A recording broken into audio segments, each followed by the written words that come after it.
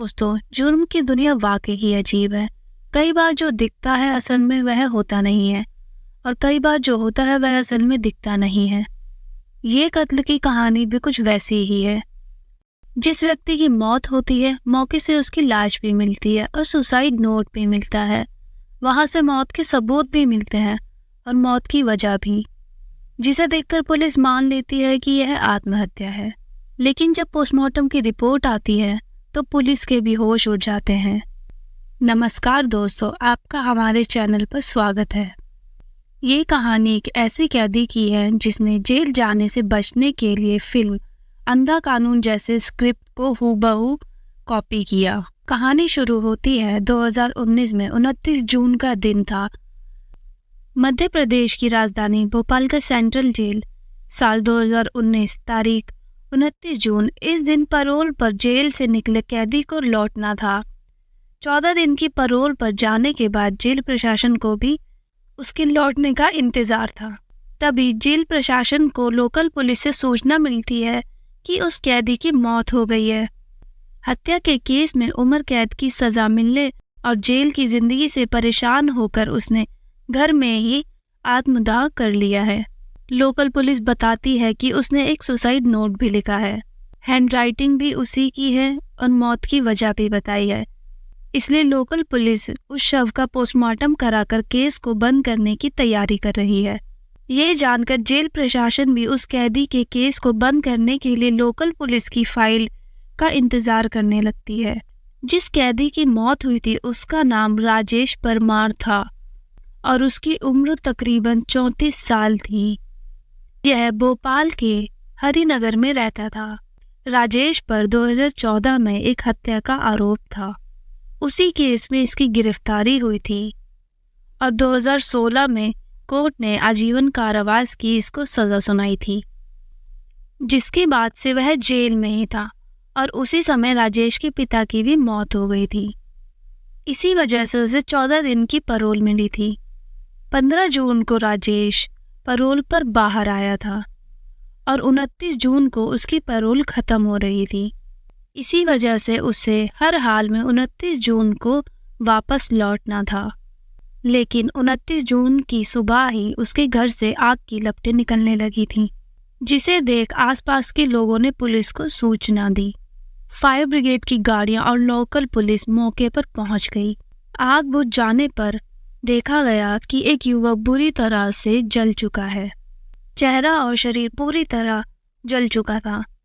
देखने में वह मरा हुआ लग रहा था। फिर भी पुलिस ने आखिरी उम्मीद में उसे तुरंत अस्पताल में भर्ती कराया, जहां डॉक्टरों ने उसे मृत करार दिया। जब पुलिस ने घर की तलाशी ली तो उसे वहां एक सुसाइड नोट भी मिला, जिसमें लिखा था कि वह अपने पिता की मौत होने से बहुत ज़्यादा दुखी था और अब परिवार में कोई उसे पैरोल नहीं दिलाएगा। इस वजह से वह दुनिया से निराश हो चुका था, इसलिए वह आग लगाकर आत्मदाह कर रहा है। इसके लिए कोई और जिम्मेदार नहीं है।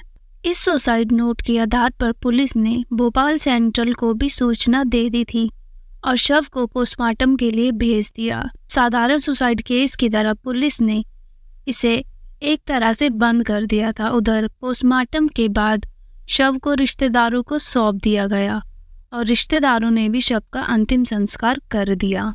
लेकिन इस पूरे केस में 24 घंटे बाद एक नया मोड़ आया। जब लोकल पुलिस को राजेश परमार की पोस्टमार्टम रिपोर्ट मिली, उस समय के भोपाल पुलिस के नए एसपी अखिल पटेल के पास नीलबंठ का एरिया था। इन्होंने जब उस पोस्टमार्टम रिपोर्ट को देखा तो चौंक गए। रिपोर्ट में लिखा था कि जान गला दबाने से गई है, यानी मौत की वजह आग या धुएं से दम घुटने से नहीं बल्कि गला दबाकर हुई है। फिर वो इस केस की छानबीन में जुट जाते हैं। तुरंत मौके से मिली सभी फोटोग्राफ अपने पास मंगवाते हैं और सभी फोटो को बारीकी से देखते हैं। एक फोटो में वो देखते हैं कि मरने वाले शख्स का पैर बिल्कुल एक दूसरे से चिपका हुआ था। जब भी कोई इंसान जलकर मरेगा तो वह तड़पने लगेगा। फिर उसके पैर एक दूसरे से चिपकने की बजाय अलग अलग होने चाहिए थे, लेकिन इस केस में ऐसा नहीं था। दूसरी तस्वीर में वह देखते हैं, उसमें पता चलता है कि शख्स का चेहरा और सीने वाला हिस्सा पूरी तरह जल चुका था। वह हाथ पैर ज्यादा नहीं जले थे। यह अजीब बात थी। इसमें यह शक होता है कि हाथ व पैर बंधे तो नहीं थे, जिसकी वजह से ऐसा हुआ। और इसका पता लगाने के लिए पुलिस अधिकारी की पूरी टीम एक साथ मौके पर आ जाती है। घटना स्थल को बारीकी से देखा जाता है और आसपास के लोगों से पूछताछ करी जाती है और पता चलता है कि एक दिन पहले जब राजेश परिवार के साथ 1 या 2 शख्स और भी देखे गए थे। अब पुलिस इस केस की फाइल को बंद करने की जगह फिर से खोलती है और जांच शुरू करती है।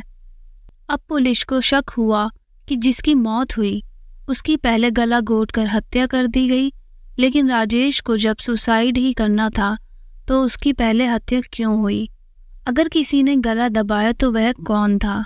अब पुलिस के सामने यह भी सवाल था कि मरने वाला इंसान राजेश था कि नहीं। अगर ये राजेश नहीं था तो कौन था? इन सभी सवालों का पता करने के लिए पुलिस ने उसके मोबाइल नंबर का पता लगाया। फिर रिश्तेदारों के जरिए उसका एक नंबर मिला जो जेल से आने के बाद एक्टिव था, लेकिन वह नंबर अब बंद था और उसकी आखिरी लोकेशन भी भोपाल ही थी। पुलिस ने जब उसके फ़ोन की कॉल डिटेल्स निकाली तो एक नंबर पर कई बार बातें होने की जानकारी मिली, लेकिन जब पुलिस ने उस नंबर से संपर्क करना चाहा तो वह नंबर बंद आ रहा था। यह नंबर निहाल नाम के एक व्यक्ति का था और अब पुलिस के सामने निहाल को खोजने की एक चुनौती थी। पुलिस के सामने कई और सवाल थे कि ये मरने वाला व्यक्ति कहीं निहाल ही तो नहीं था। इसके बाद पुलिस निहाल की तलाश में जुट जाती है। फिर पुलिस को पता चलता है निहाल मूल रूप से बिहार का रहने वाला था और पहले राजेश के मकान में वह किराए पर रहता था, लेकिन कुछ महीनों से वह दूसरे मकान में शिफ्ट हो गया था। अब पुलिस की जांच में निहाल की लोकेशन गुजरात में मिली। इसके बाद पुलिस की एक टीम गुजरात पहुंची और निहाल को पकड़ लिया गया। इसके बाद निहाल से सख्ती से पूछताछ की गई और जो उसने कहानी बताई वह बेहद ही चौंका देने वाली थी। निहाल ने बताया कि जेल से पैरोल पर आने के बाद राजेश ने उससे संपर्क किया था और फ़ोन पर बात भी की थी और वह उससे मिलने भी गया था। बातचीत के दौरान वह काफ़ी परेशान था और इमोशनल भी था, क्योंकि पिता की मौत के बाद उसे अब जिंदगी में शायद ही कभी पैरोल मिलने की उम्मीद थी। इसलिए उसने सोचा कि वह दुनिया की नज़रों में हमेशा के लिए मर जाए और असल में जिंदा भी रहे। इसके लिए उसने एक क्राइम सीरीज देखी थी, जिसके बाद उसके मन में यह खौफनाक आइडिया आया। इसके लिए उसने अपने घर में रहने वाली एकमात्र माँ को पूजा करने के बहाने 23 जून को ही बाहर भेज दिया था। इसके बाद साजिश रची गई जिससे 29 जून को पैरोल खत्म होने के बाद भी उसे जेल न जाना पड़े। इसलिए 28 जून को ही किसी दूसरे शख्स को अपनी जगह मारकर दूर कहीं जाने की तैयारी में वह लग गया। इस काम में मदद के लिए उसने निहाल को बुलाया, लेकिन उसने साफ मना कर दिया।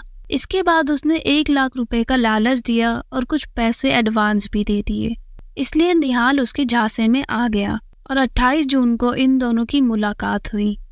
28 जून की शाम को दोनों घर पर ही फोन छोड़कर घूमने निकले ताकि इनकी लोकेशन ट्रेस ना हो सके। एक पेट्रोल पंप के पास राजेश को अपने ही उम्र और लंबाई का एक व्यक्ति दिखा। उस युवक ने अपना नाम राजू बताया था और फिर दोनों बातचीत करते हुए दोस्त बन गए।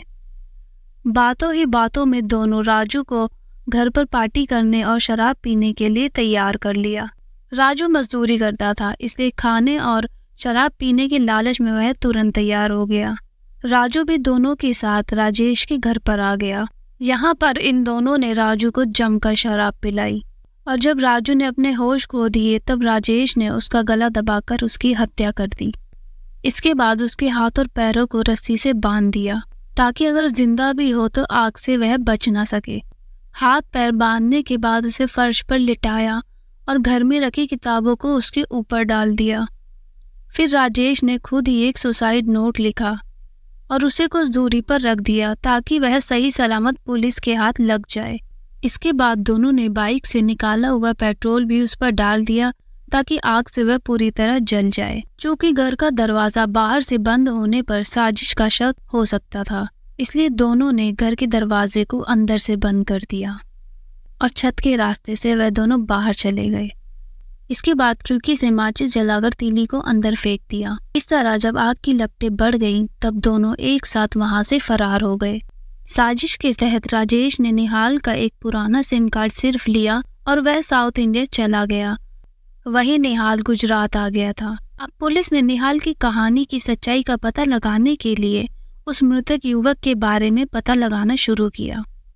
तो ये सच निकला, क्योंकि राजू की पत्नी ने 28 जून की रात में ही लोकल पुलिस में लापता होने की शिकायत दे दी थी। इसके अलावा पुलिस को राजेश के घर राजू की चप्पल भी मिली थी, जिसे राजू की पत्नी ने पहचान लिया। ये जानकर पुलिस अब जांच में तेजी से जुट गई। अब पुलिस को पूरी कहानी समझ आ गई थी, लेकिन जब तक राजेश आंखों के सामने नहीं आ जाता तब तक जांच अधूरी ही थी। अब पुलिस को यह यकीन था आज नहीं तो कल राजेश किसी भी तरह निहाल से संपर्क जरूर करेगा। राजेश भी निहाल का एक पुराना सिम कार्ड ले गया था। इस तरह अगले ही दिन आखिरकार राजेश का फोन निहाल के पास आ गया। पुलिस के सामने निहाल उससे बात करने लगा। राजेश ने यहाँ के हालात के बारे में पूछा और कहा कुछ गड़बड़ तो नहीं है, तो निहाल ने भी बताया कि कोई गड़बड़ नहीं है और पुलिस को कुछ भी पता नहीं चला। इसके बाद राजेश ने कहा कि उसे चेन्नई में कुछ मदद चाहिए और अगर कोई दोस्त हो तो बताना। इस पर निहाल ने कहा कि वह उसे जल्दी ही बताएगा और फोन कट हो गया। अब पुलिस ने राजेश को पकड़ने के लिए पूरी फिल्मी कहानी रची। इसके तहत पुलिस ने कुछ लोगों को चेन्नई भेजा और वहां के लोकल बनकर राजेश से मिलने के लिए कहा और निहाल ने राजेश को बताया कि उसका एक दोस्त चेन्नई में रहता है और उसका फोन नंबर राजेश को दे दिया। जिसके बाद राजेश पुलिस वालों को ही निहाल का दोस्त समझकर उससे बात करने लगा और मिलने गया। राजेश ने देखा कि दो लोग लुंगी और माथे पर तिलक लगाए हुए हैं। उसने सोचा कि यह निहाल के दोस्त हैं। वह उनसे मदद मांगने के लिए पहुंचा और तभी पुलिस ने उसे पकड़ लिया। इस तरह पुलिस ने एक ब्लाइंड मर्डर केस का खुलासा करते हुए 8 जुलाई 2019 को पूरे केस को मीडिया के सामने रखा। इस केस के बारे में खुद आईपीएस अधिकारी अखिल पटेल कहते हैं कि यह कानून की आंखों में धूल झोंकने वाला केस था, लेकिन जब बारीकी से इस केस की जांच हुई तो सच सामने आ गया। इसके बाद राजेश को फिर से सलाखों के पीछे भेज दिया गया। दोस्तों, आपको आज की कहानी कैसी लगी कमेंट बॉक्स में ज़रूर बताएं और हमारे चैनल को सब्सक्राइब करें।